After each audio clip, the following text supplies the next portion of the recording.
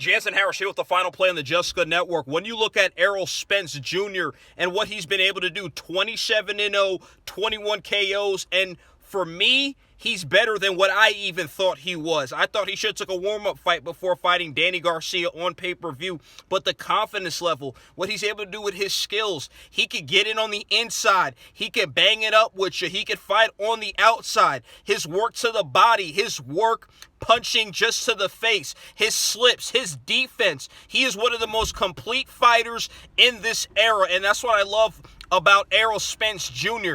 Another thing I love about him too is this: he has no limits. He's willing to move up or even a catchweight to fight a Canelo Alvarez. He wants Terrence Crawford. I believe that fight is what he wants. But he proved to me in the Danny Garcia fight that he is one of the best welterweights in his era. He's one of the best welterweights to ever fight. Most fighters, I think Floyd Mayweather Jr., even Manny Pacquiao, as great as they were, they would have took a warm-up fight. He nearly died in the car accident.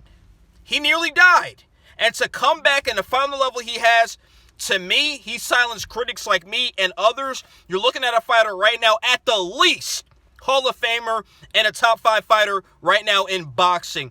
I think for Errol Spence Jr., if he doesn't get the Danny Garcia fight, Manny Pacquiao, who I think he'll beat him right now, maybe Keith Thurman. I don't know when Keith Thurman's going to fight. He's been hurt a lot of times. And Keith Thurman, a message to you as well. And I love Keith Thurman, arguably still a top fighter at welterweight. You need a fight. You need to be active. So we'll see how that plays out. But Errol Spence Jr. versus Terrence Crawford, obviously, it's the fight we want to see.